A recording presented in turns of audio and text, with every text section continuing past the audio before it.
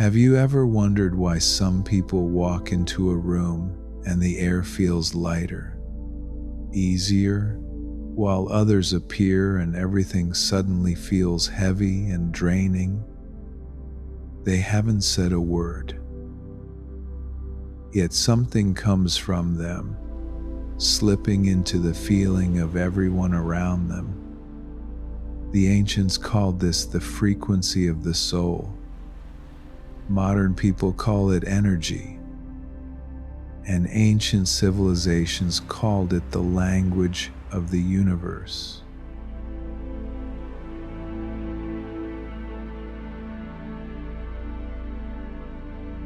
You were meant to find the Source 369. Close your eyes. You may drift to sleep. Your subconscious will listen for you. This is not just a meditation.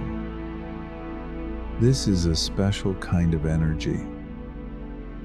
Once you hear it, once you allow your mind to relax and let go, miraculous things will begin to find you. You don't need to try. You don't need to understand or analyze. You simply need to allow wealth, love, health, and success to enter your life in the most natural way possible. Let this meditation do its work. Let your sleep become the gateway for the best things life has to offer.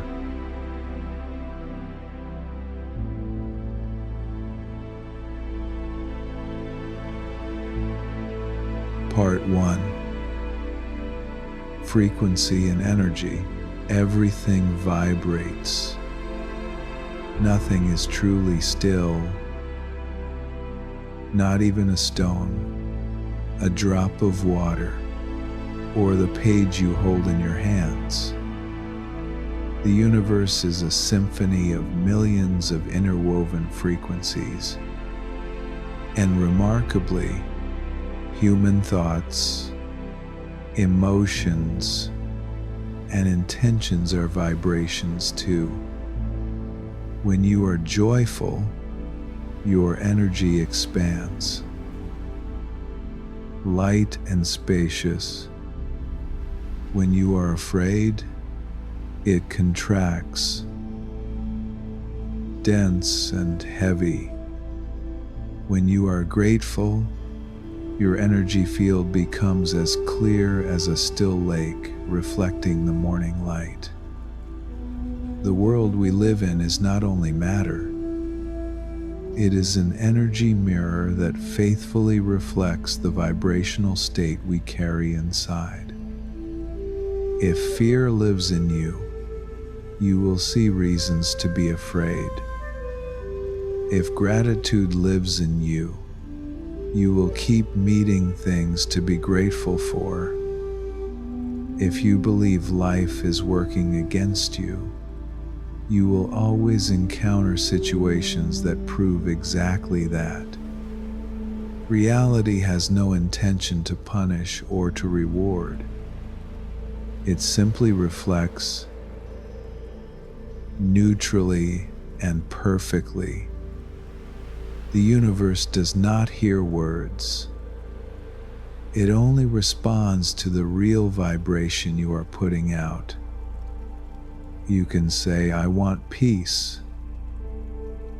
But if anxiety lives inside you, the universe hears only the frequency of anxiety and will send back experiences that make you even more unsettled. Most people live like a radio stuck on the wrong station. They don't realize they can choose the frequency they are broadcasting. They react to life instead of managing their own energy. When they feel angry, afraid, or jealous, they think that is who they are. But those are just temporary streams of energy passing through. An awakened person doesn't try to force happiness. They observe, recognize, and transform energy through understanding. When you understand that every emotion is just a passing stream of energy, you are no longer swept away by them. And that is the moment you begin to tune your own frequency. The magic isn't far away. It is not a spell or a ritual. It lives in the inner state you maintain every day. If you want peace, you cannot wait for peace to arrive before becoming peaceful. You must be peace first. When you live in the frequency of what you desire, reality responds like a piece of music finding its perfect note. That is why people full of trust tend to encounter strangely beautiful coincidences, while people full of doubt only see failure, not luck. But the law of resonance at work. Energy knows no good or evil. Like electricity, it only amplifies whatever you connect to it. If you hate someone and keep thinking of them, you are charging the frequency of hatred. If you forgive and let go, you are switching to a lighter frequency and the current shifts direction. The universe is neutral. It only multiplies the vibration you send out. To change your frequency, you don't need complex rituals. You only need awareness. Begin by observing the energy within you.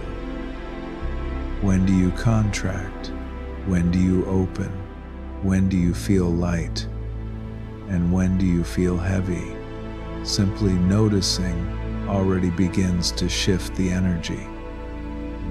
Like turning on a light, the darkness doesn't need to be chased away. It disappears on its own.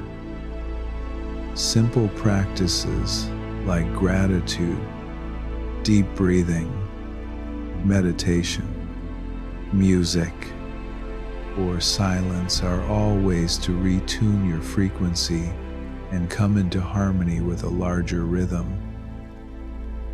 The rhythm of the universe. One day, you will sit in stillness and realize that everything around you, your work, the people, the opportunities, have only ever been reflecting the music you have been playing for a long time. When you change the melody in your heart, life changes with it. Sometimes so quickly it feels like a miracle. But it is not a miracle. It is the most ancient law of all creation. What is within will manifest without. Inside every person sleeps a kind of magician, not someone who performs spells, but someone who understands the mechanics of energy and lives in harmony with it. When you remember that you are the source of your own signal, you stop begging life to change.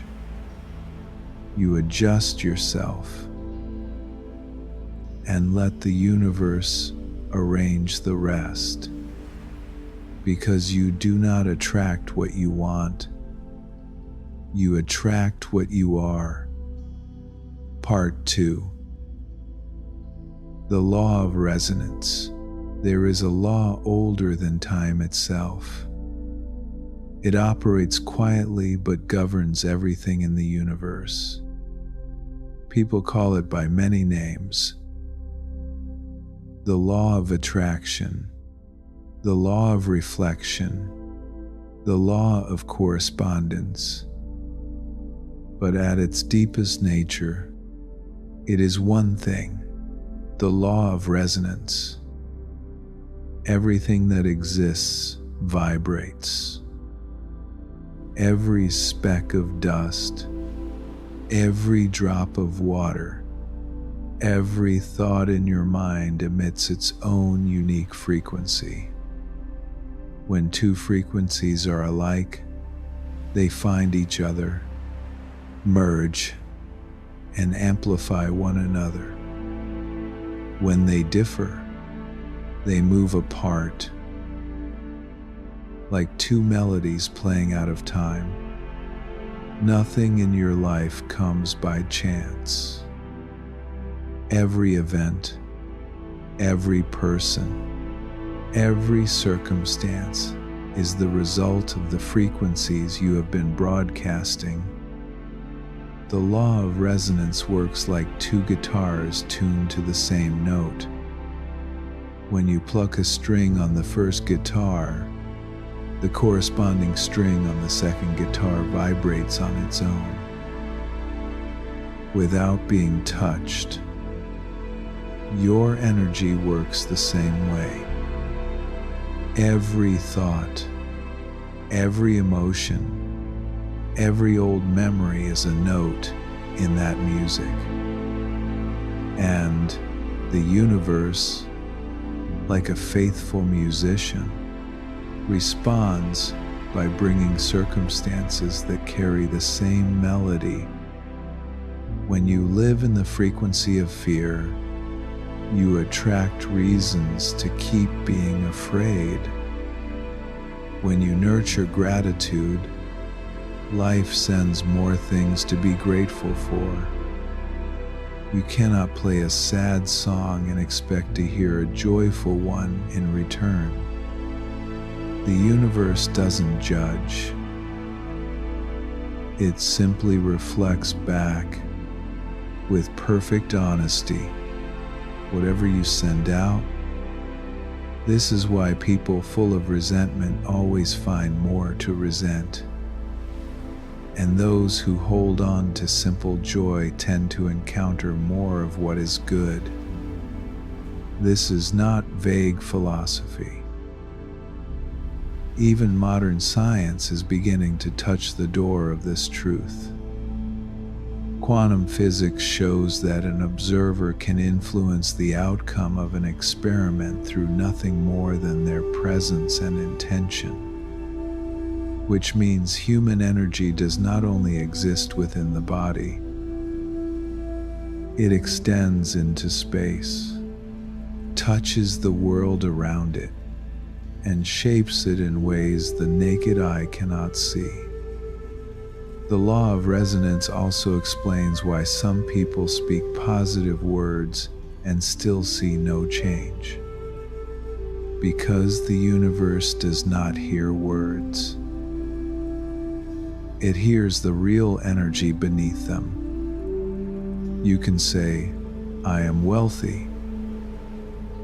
But if fear of lack lives inside you, the frequency you are broadcasting is still the frequency of poverty.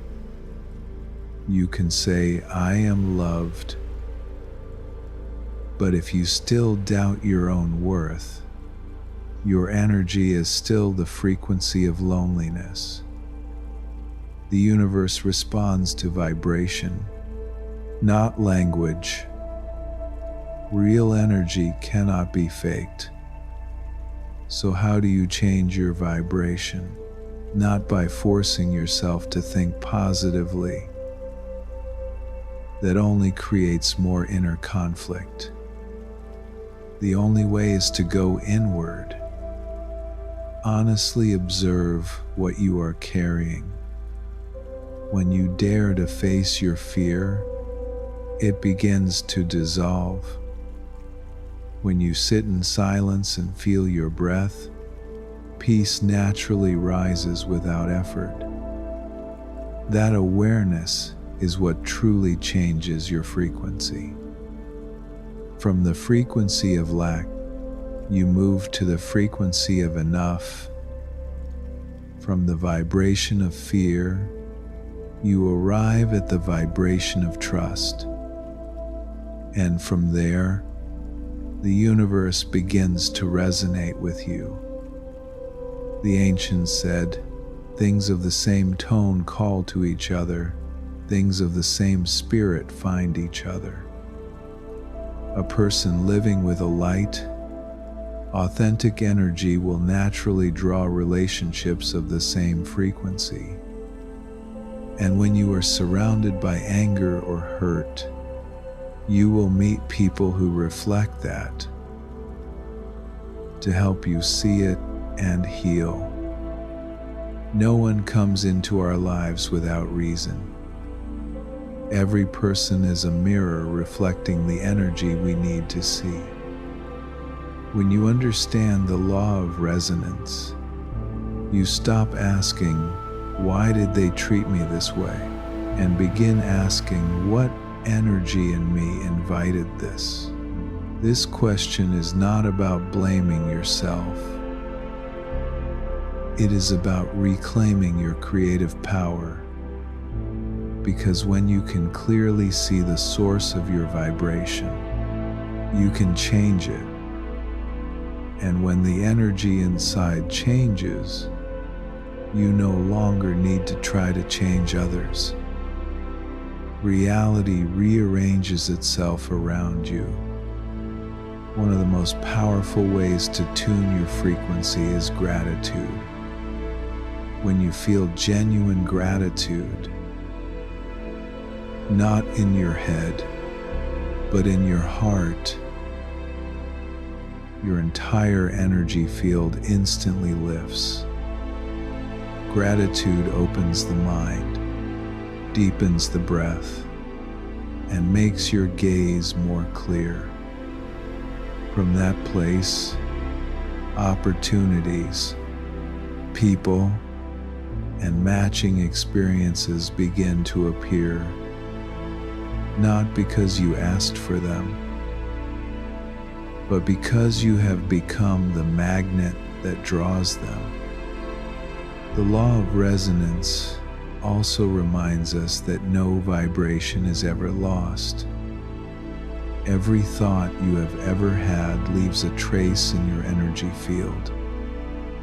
That is why clearing the inner world is not a short journey. It is a continuous process of awareness and choice. Each day, you can ask, what am I resonating with today? What frequency am I broadcasting? What energy am I nurturing inside me? That small question, repeated honestly, can change an entire life. A person who lives by the law of resonance no longer fears the future. They understand that the future is simply the expanded reflection of today's energy. If today you sow the vibration of peace and trust, tomorrow cannot be anything other than peace and trust. The universe is not working against anyone. It is only copying you at a larger scale, and that is both the responsibility and the gift that life offers.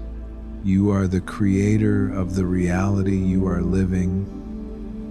When you understand this, you turn inward. Listen, adjust, and let the energy show you the way. Because when the inside resonates truly, the outside cannot fail. Part 3. Thought, emotion, and energy. 3 layers of creating reality. Everything in a person's life begins with a tiny seed called thought. A small idea can become the seed of an action, which becomes a habit, which ultimately shapes a destiny. But between that seed and the final outcome lies a far more subtle process. one that most of us never pay attention to. This is how thought, emotion, and energy weave together to create reality. Thought is the language of the mind. Emotion is the language of the heart.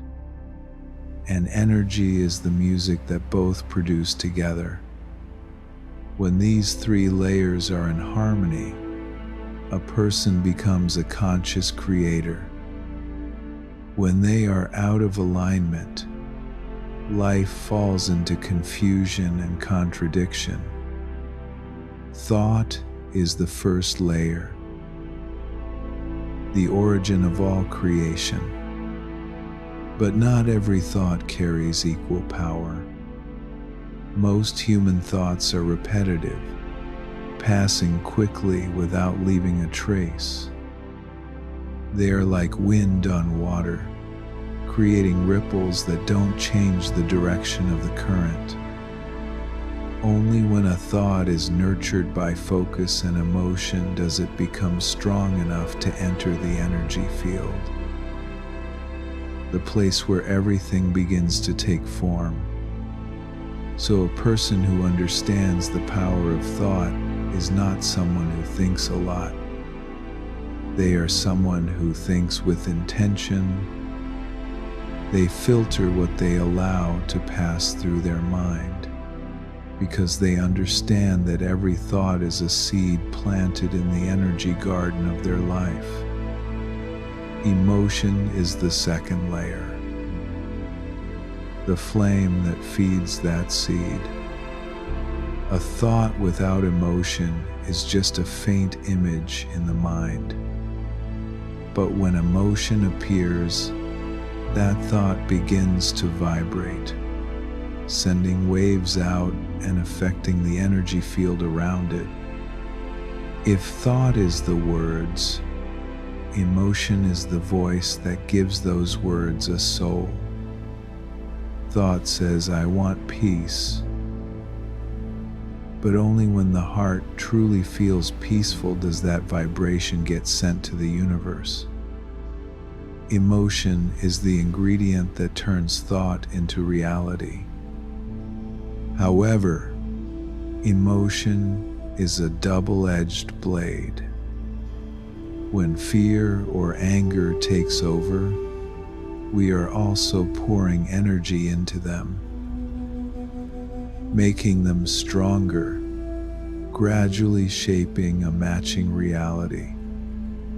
A person living in resentment will find more reasons to resent. A person lost in worry will always find things to worry about. The universe doesn't distinguish what we like or dislike. It amplifies the emotional frequency we hold the longest. Controlling emotions doesn't mean forcing yourself to be positive. It means learning to observe them like watching clouds pass. When we see an emotion without identifying with it, it gradually dissolves, and our energy returns to its natural state, peaceful, light, and clear. Energy is the third layer, the foundation of all manifestation. If thought is the seed and emotion is water, then energy is the soil. Rich soil makes the seed sprout quickly and strongly. Barren soil lets it wither. Energy is not only what surrounds you, it is you. It is the total of all vibrations that thought and emotion create.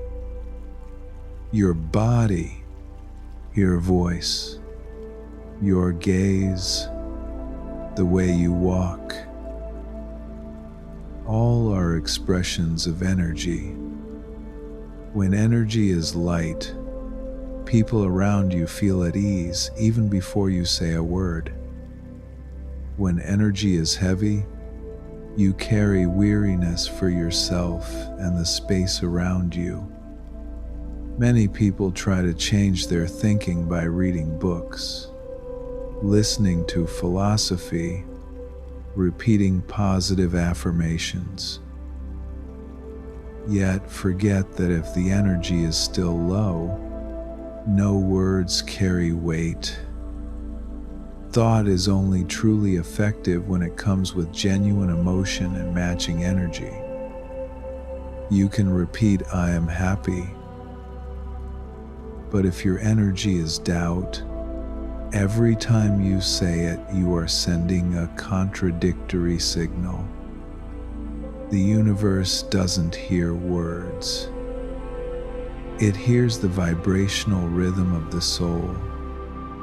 So to change reality, we need to adjust all three layers at once. Adjusting thought begins with awareness. Look at each thought and ask, does this thought make me expand or contract? Does it bring light or shadow? If it makes you smaller, it is not truth. It is only a product of fear. Adjust emotion by allowing yourself to feel without being overwhelmed. Let emotions pass like a river. Don't build a dam to hold them back. And adjust energy by caring for the body, the breath, sleep, and your living space. Because even the most subtle energy still begins with very concrete things. A healthy, quiet body is fertile ground for all creation. When these three layers come into harmony, a person enters the state that ancient teachers called union. No longer separated between the one who thinks, the thing being thought, and the world outside. You no longer feel like you are trying to create something, because everything is being created through you, naturally and effortlessly. This is the state artists call flow. Meditators call it presence. Scientists call it synchrony. In that state, time seems to stop, and you feel that simply being here is enough. Part 4. Emotions, the energy stream that shapes destiny. Emotions are the underground river flowing through the whole of human life. They are not just temporary reactions to events. They are living energy, the thing that decides how we see the world and how the world responds to us. Each emotion is a frequency. Joy is light as wind. Sadness thickens like morning fog, and anger is hot and heavy like a smoldering fire within. Emotions don't just stay inside. They radiate outward, filling the space we enter, touching the people around us, even shaping decisions that seem entirely rational. Many people think they live by thought, but the truth is, they are living by emotions they have never truly understood. Emotions are the language the subconscious uses to speak to us. When we feel light, joyful, or at peace, that is a signal that energy is flowing in the right direction. In harmony with our deepest nature, when we feel heavy, anxious, or tense, that is not an enemy. It is a reminder that we are moving against ourselves. Yet people often treat emotions like uninvited guests. They fear them, avoid them, or try to suppress them. They label emotions as good or bad, positive or negative, then exhaust themselves trying to escape the half they don't want. But emotions don't disappear when rejected. They only sink deeper into the subconscious, waiting for a chance to resurface in another form. A pain in the body, a conflict in a relationship, or a recurring pattern in life. Understanding emotions doesn't mean controlling them. It means looking directly at them with the light of awareness. When anger arrives, let it be present. Feel the heat in the chest, the quickening heart, the hands tightening, but don't merge with it. Just observe, and you will find that energy beginning to shift. Every emotion is energy seeking to be released. If we close the door, it gets stuck. If we open, it passes through and we become more free. Emotions, at their core, only want to be seen. People often ask, how do I stop being controlled by emotions? The answer is, don't fight them. Because when we try to suppress, we are giving them power. Emotions are like ocean waves. You can't stop the waves, but you can learn to ride them. When a wave comes, stand steady in awareness and let it pass through. Anger, if observed, dissolves in minutes, but if fed by resistance, it can live inside you for years. The same with fear. Run from it. It grows. Look at it directly. It dissolves. Emotions are not just reactions. They are also tools of creation. Everything we experience is the result of the emotional energy we emit.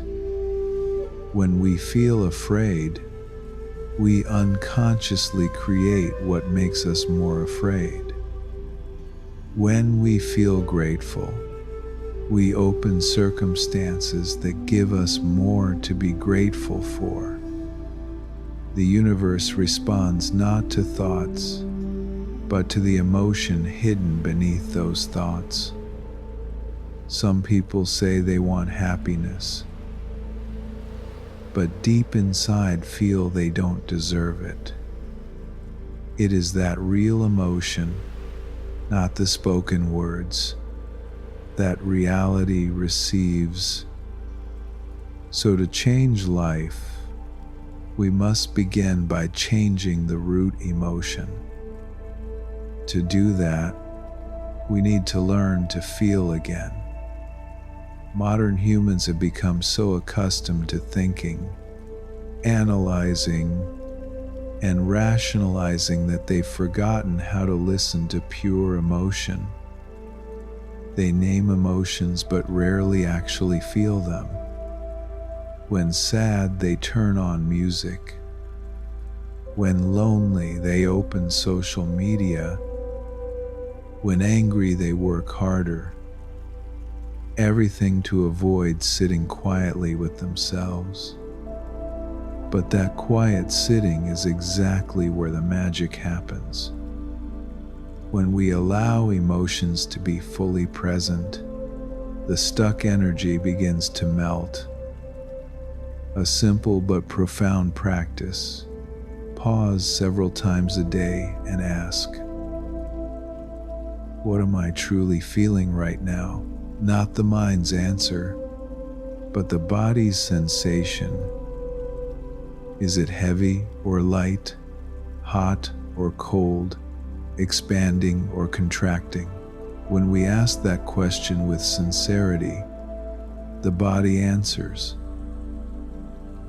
And the emotion, having been seen, no longer needs to shout. But emotions don't only come from the present. Many emotions we carry today are a legacy of the past.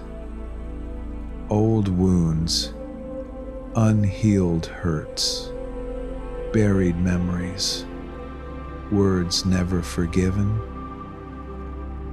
all leave their mark in the energy field. They don't disappear. They become invisible undercurrents, silently shaping our choices. So healing emotions is not about erasing memories. It is about looking at them with understanding, being able to say, I was once in pain,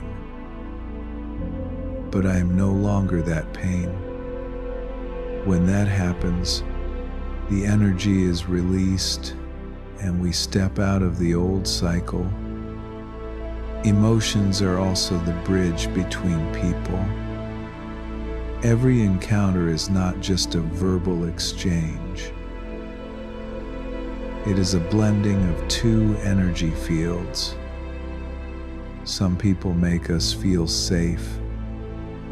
Others make us uneasy, and we don't know why. That is emotional frequencies resonating or clashing. When we carry light energy, we don't have to try to make others like us. They naturally sense the peace and genuineness in us. A person who understands emotions no longer tries to avoid sadness, because they know sadness has its role. Sadness helps us slow down, look deeper, and become softer. Anger, rightly understood, teaches us about our boundaries and truth. Loneliness calls us to turn inward and rediscover the connection we've lost. No emotion is meaningless. Only emotions not yet understood. And when we understand, every emotion becomes energy for awakening. The destiny of a person is not written by divine decree. It is woven from the emotional threads they nurture every day. A person who knows love, gratitude, and letting go creates a life that is light and bright. A person who lives in anger, jealousy, and fear creates a matching reality.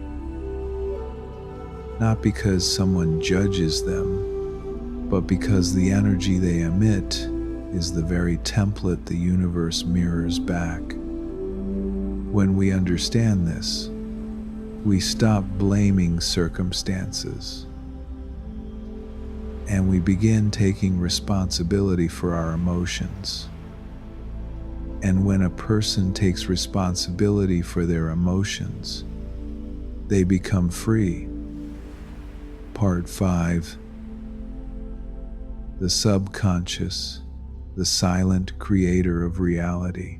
There is a part of us we rarely pay attention to. Yet it drives most of what we do, feel, and become. It rests quietly beneath the surface of consciousness. Not speaking, not reasoning, yet it remembers everything. This is the subconscious, the silent creator of reality. If the conscious mind is the one holding the steering wheel, the subconscious is the water the boat is traveling on.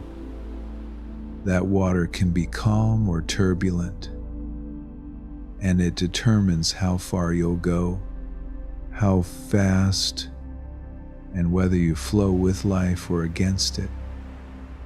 The subconscious begins forming from the time we are children who cannot yet speak. Every image, sound, word, and emotion we experience is faithfully recorded without judgment. As we grow, that data becomes an automatic operating system, deciding how we think and feel and react to the world.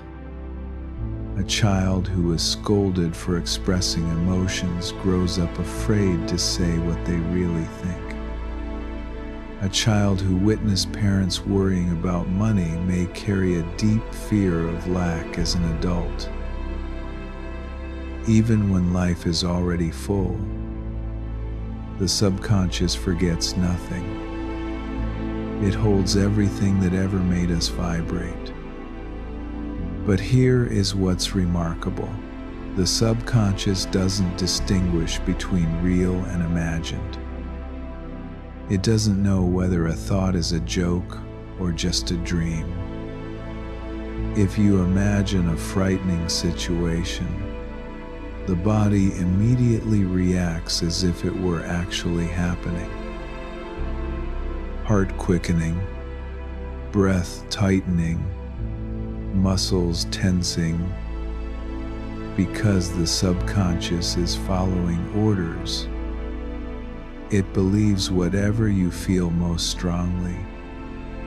That is why emotion is the language the subconscious understands best. If you keep telling yourself you're not good enough, that life is hard, that you don't deserve happiness, the subconscious receives that as a command and begins adjusting your energy to reflect exactly that. It will lead you to choose relationships that replay the old pain, or turn away from opportunities that could transform your life. Not because you want that, but because the program inside you was written that way. The subconscious is not an enemy. It is simply loyal to the point of blindness. This is why the power of the subconscious is both frightening and miraculous. Frightening because it can keep us living in old patterns forever, but miraculous because when we learn to speak its language, every limitation can dissolve. The subconscious is like rich soil. Whatever seed you plant, it will grow. Whether a seed of fear or a seed of trust, seeds are planted through thought, but they are nourished by repeated emotion every day. A thought only becomes a belief when it is felt strongly enough, for long enough. So to change the subconscious, we cannot only speak new words. We must change the emotion attached to the thought. You cannot simply say, "I deserve love," if deep inside you still carry the memory of rejection. You must go inward. Find the child who was once hurt, hold them, and tell them you are safe now.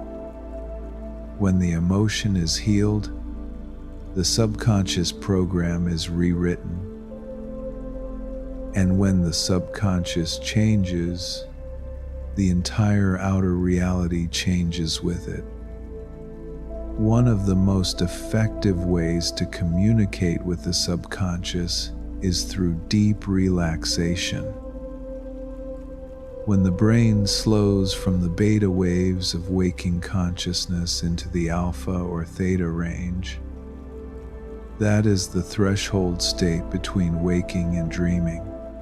When the body is soft, the breath is gentle, and the conscious mind is no longer on guard. Just before sleep and just after waking are golden windows. If each night you close your eyes and vividly imagine what you desire, not with craving, but with the feeling of gratitude as if it has already happened, the subconscious records that vibration, and because it cannot tell real from imagined, it begins reorganizing energy to draw matching circumstances toward you. It is also important to remember that the subconscious doesn't work independently from the body. It expresses itself through sensation, reaction, and even illness. A person who constantly lives in anxiety may find the body weary, the breath shallow, shoulders stiff, the back aching. The body is the mirror of the subconscious. So to change the inner program, sometimes we need to begin by relaxing the body, breathing deeply, moving, or simply allowing ourselves to rest. When the body relaxes, the subconscious opens, more ready to receive something new. There is one important truth: the subconscious only works with images and emotions, not with negation. If you say, "I don't want to fail," the subconscious only hears fail. It doesn't understand the word not. So speak in the language it understands. Positive images and genuine emotion. Instead of "I don't want to be lonely," imagine the feeling of being connected, loved, at peace in the company of others. That emotion is the new signal you send to the subconscious. When you deeply believe you deserve joy, you will naturally choose the work, relationships, and habits that match that belief. Without forcing it, the subconscious never works against you. It only makes true whatever you repeat enough times. If you regularly tell yourself the story of a victim, that life is hard, that you've been hurt, that no one understands you, the subconscious will recreate reality to match that script. But if you begin telling a different story, that you are learning, growing, becoming wiser each day, it will believe that too, and create the circumstances to prove what you believe.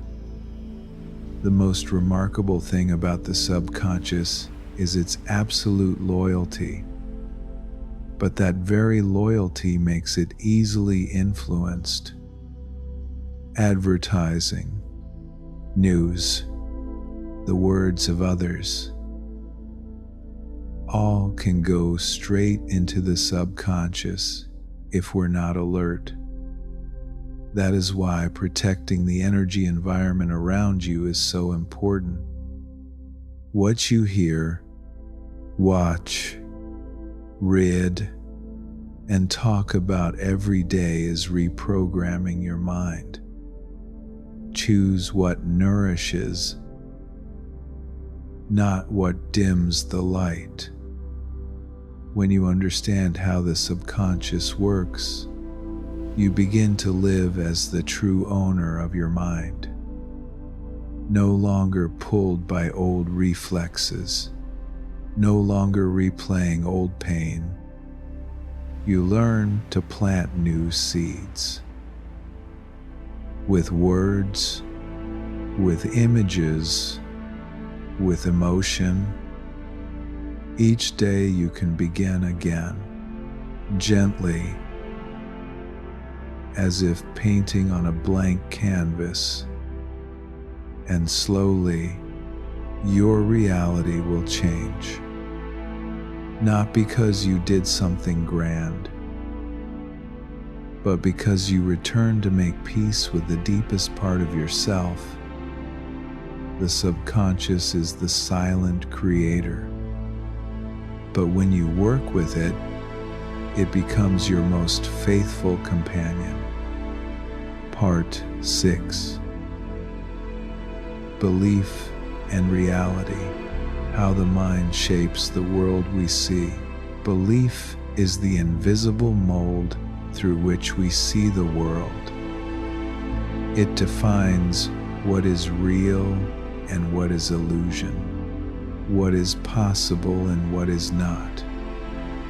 Every person lives in a world shaped by their own beliefs, but few ever realize it.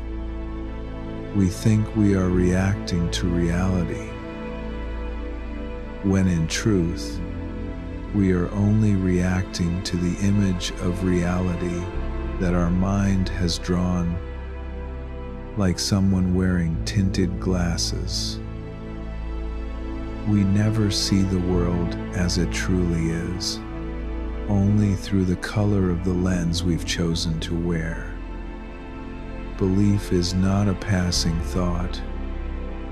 It is a thought reinforced by emotion, by experience, by repetition.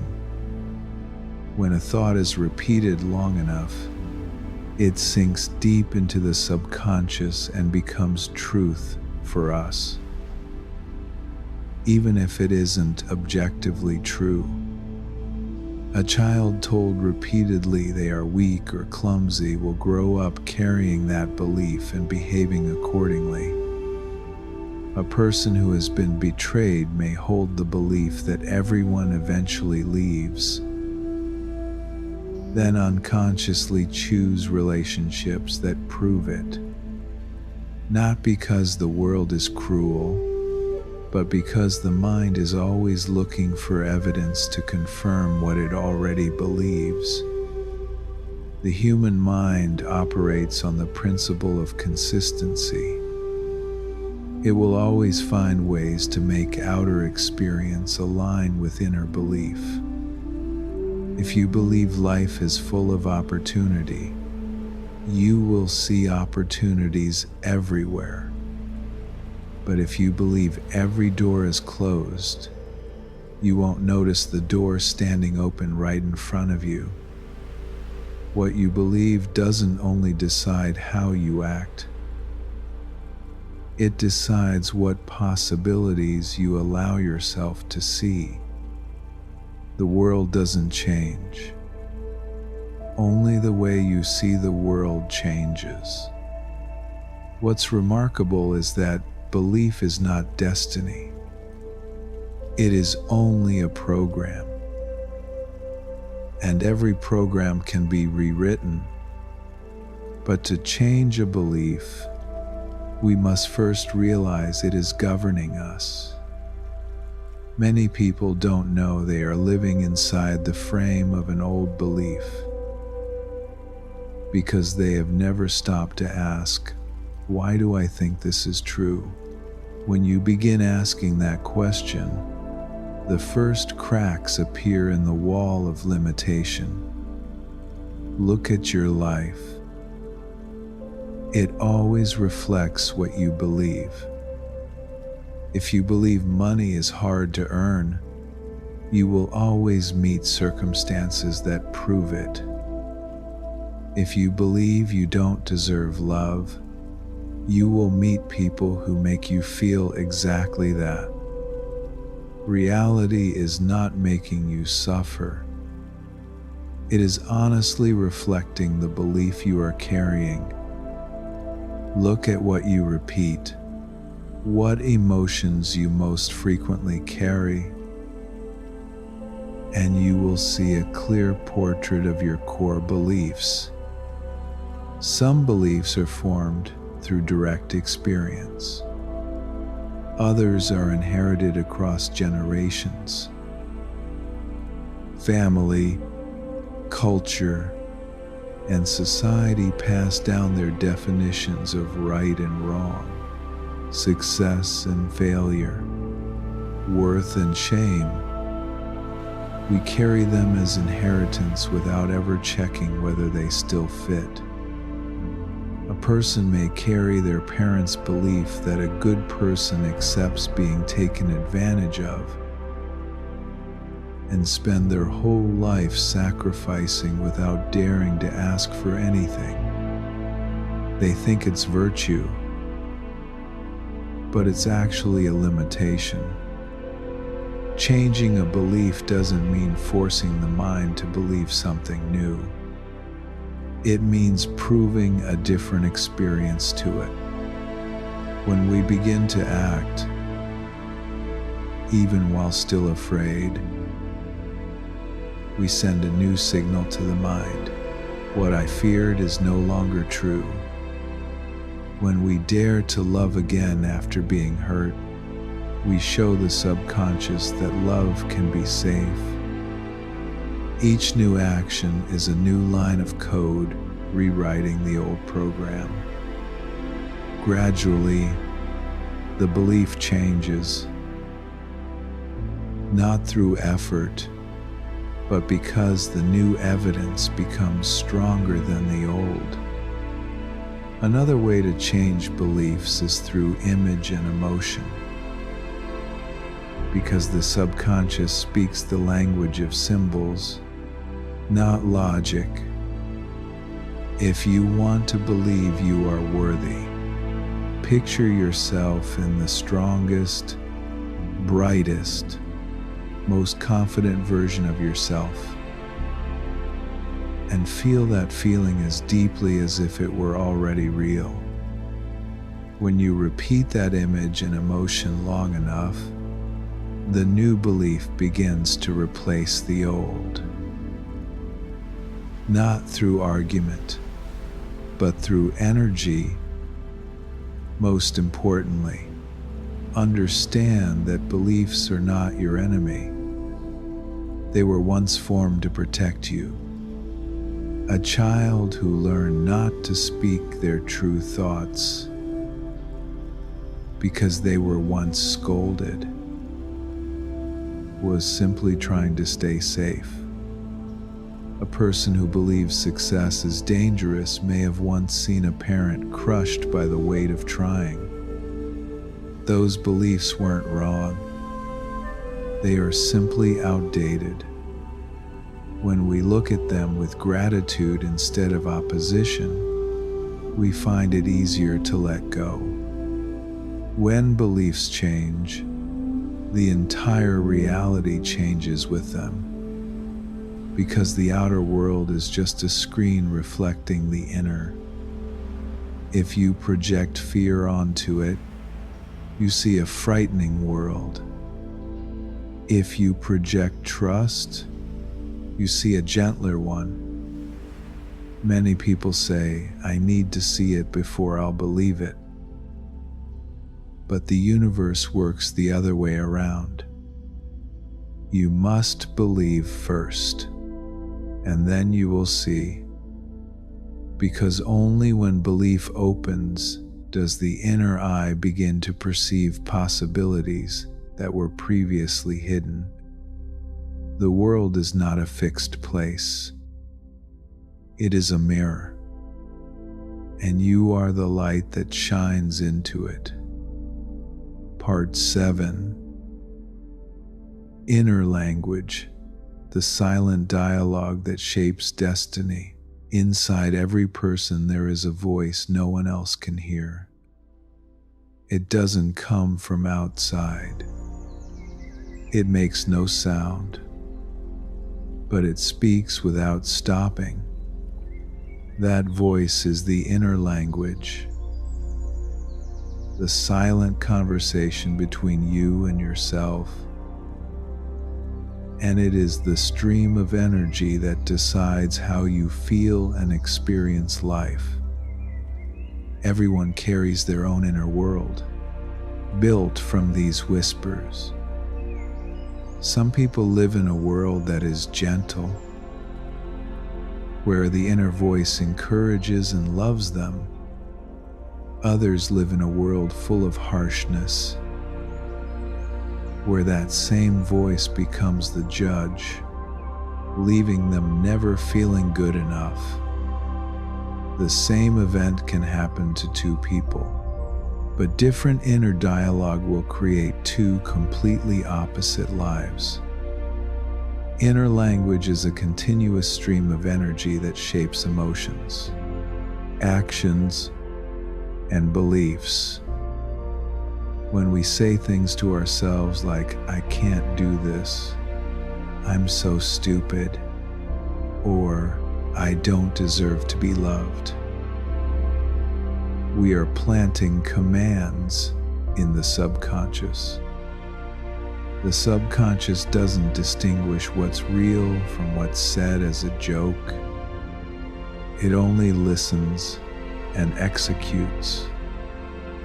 Every repeated sentence becomes a vibrational signal spreading through the entire body, affecting how we stand, how we breathe, how we see life. But if we learn to speak to ourselves with compassion, "I am learning," "I am good enough," "I can try again," the energy inside becomes lighter, more open, and gradually the outer reality shifts in that direction. What's worth noting is that inner language doesn't always belong to us. Most of the voices in our heads are echoes of others. Parents, teachers, society. When we were small, the words we heard repeated became our own words. A child who grew up in a family quick to criticize learns to criticize themselves. A child who is loved learns to speak to themselves with gentleness. Gradually, we can no longer tell the difference between what is our true voice and what is borrowed. We become the product of old conversations, playing over and over in our minds like a stuck record. To change inner language, the first step is awareness, not trying to silence that voice, just beginning to listen to it.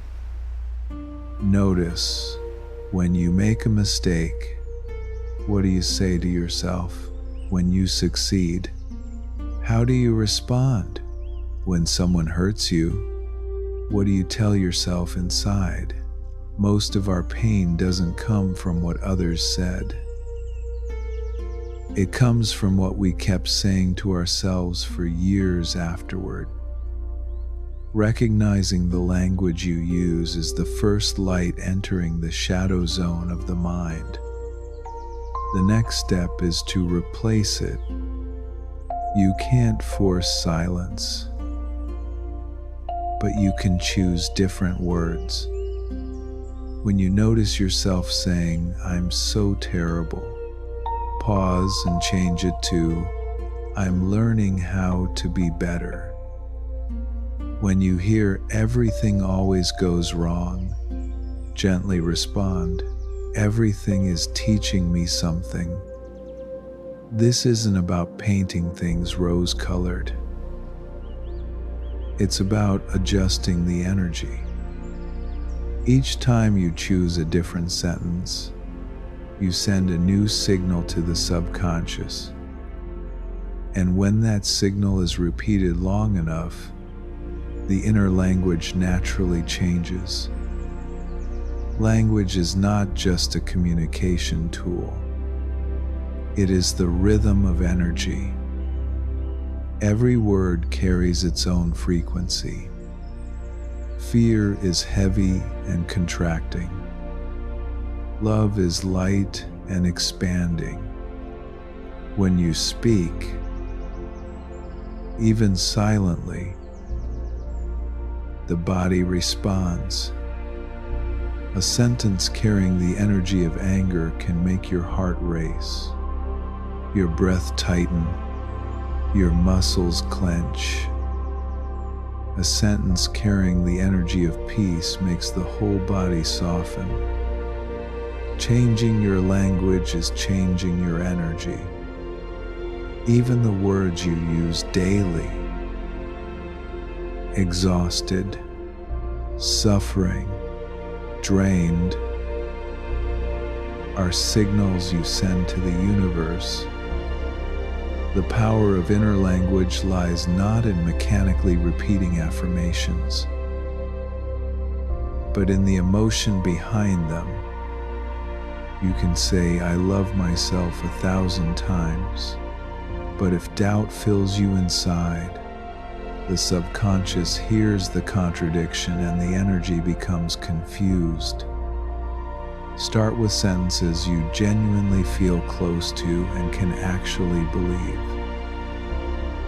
Like, "I am learning to love myself. Each day I understand myself a little more." Those sentences are honest. And honesty is the bridge between the conscious mind and the subconscious. Another important part of inner language is tone. You can say the same sentence in completely different ways. With the energy of love or of judgment, "I need to try harder" can be either encouragement or self-criticism, depending on how you say it to yourself. Pay attention to the voice inside. Is it rushed or calm, harsh or gentle? When your inner voice becomes softer, life outside also becomes gentler. Inner language is also the bridge between reason and emotion. When you feel afraid, instead of saying, "Don't be afraid," say, "I understand this fear." When you feel sad, instead of "Stop being sad," say, "I allow myself to be sad for a moment." When we speak to our emotions with understanding, they dissolve faster, because what every emotion needs most is not to be suppressed, but to be heard. People who live consciously often speak less, but inside they carry a very clear dialogue. They don't blame themselves, don't compare, don't deflect. They use words the way a gardener uses water. Gently, consistently, without excess or deficit. And their world becomes as vibrant as that garden. Because the universe does not distinguish between words spoken aloud and words whispered in the mind. Everything is energy. Every thought, every inner sentence is a seed cast into the energy field around us. If you want to know what your future holds, listen to the way you speak to yourself today, because today's inner language becomes tomorrow's circumstances. A person's destiny is not written by anyone else. It is written in the whispers they speak to their own soul every day.